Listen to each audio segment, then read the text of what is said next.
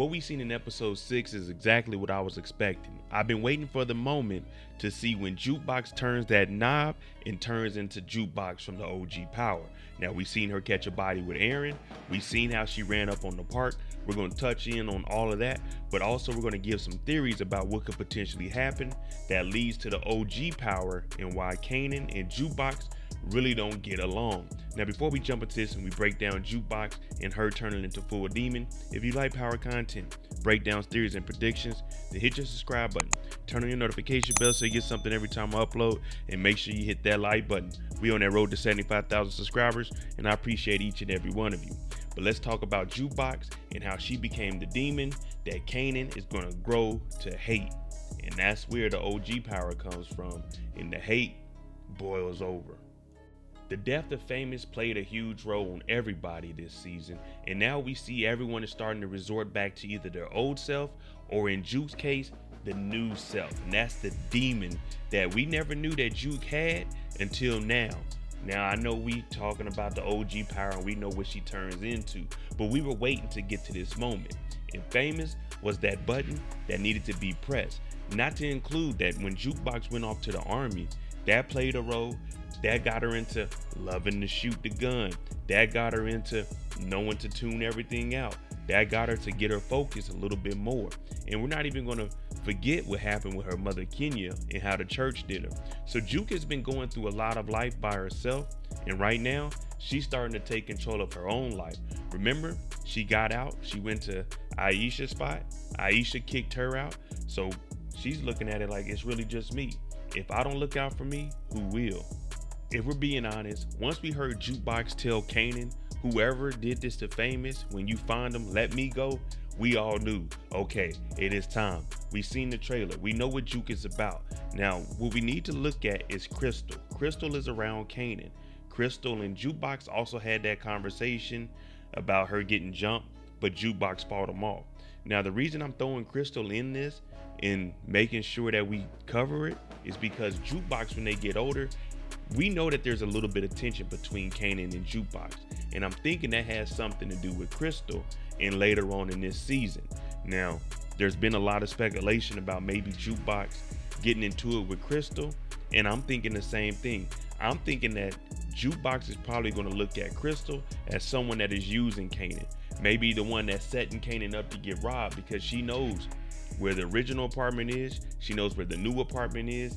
I'm not sure if she knows where the storage is, but that right there could be something that Kanan always holds against Jukebox. Whether Crystal is doing something, giving up information, whether it's right or wrong, Kanan really likes Crystal. And if Jukebox takes her out, this is going to be something that's going to be sitting on the back of Kanan's mind for the rest of his life.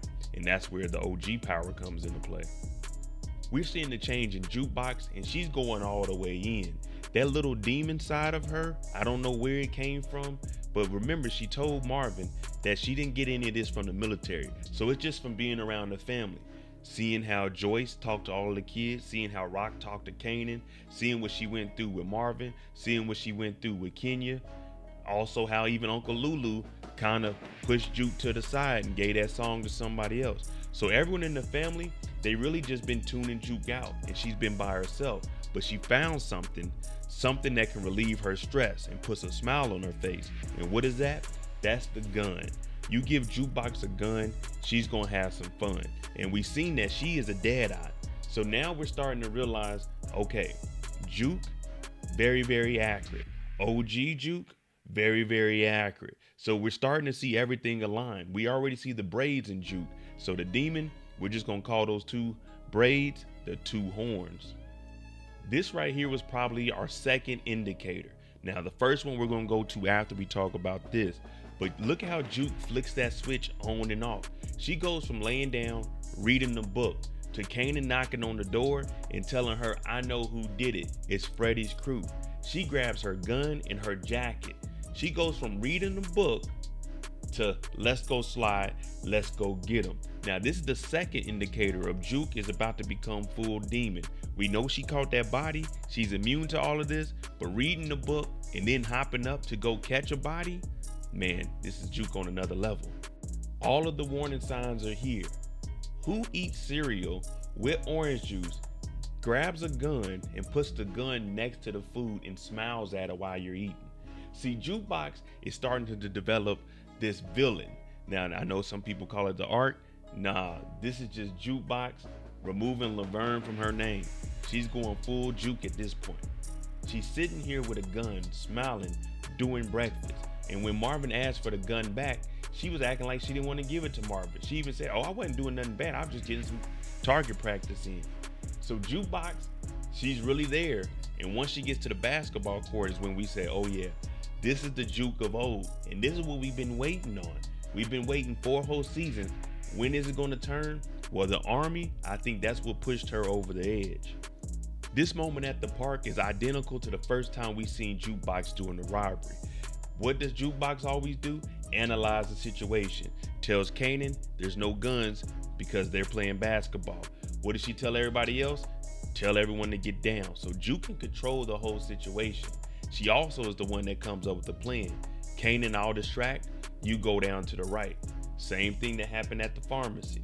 She told them exactly what to do. Now when they get to the basketball court, it's the same exact thing. Everyone get down, Juke fires off some shots. Juke isn't afraid to catch a body. OG Juke, this younger Juke, she hasn't got to that point where she's just ready to hop out and catch bodies. Now if Kanan wasn't there, we believe that Juke probably would have deleted somebody out here at the park. Luckily, Kanan was there to slow her roll. And this whole scene is why I brought up the Crystal situation. Look how Juke hopped out, broad daylight, shot a basketball, shot right next to this guy's ear, shot to the ground. So we got 3 shots off just today, when all we're here doing is questioning them to see what's going on. But Jukebox is getting a little out of control. She got a smile. She's telling everybody to get down. She's calling everybody weak. She starts laughing and saying that one's gonna pee on himself.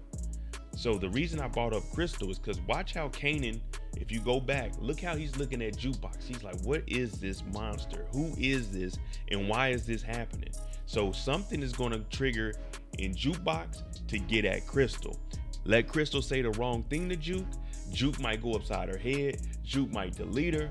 Now Kanan, he ain't going to do nothing to his cousin because at this point, I won't say Kanan fears Juke, but Kanan is aware that Juke is not who he grew up with.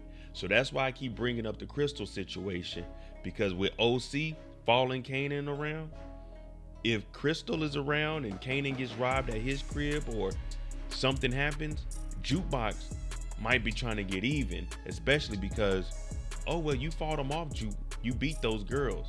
Crystal sent that hit. All right, let me know what you think about Jukebox turning into OG Jukebox. We've seen the braids.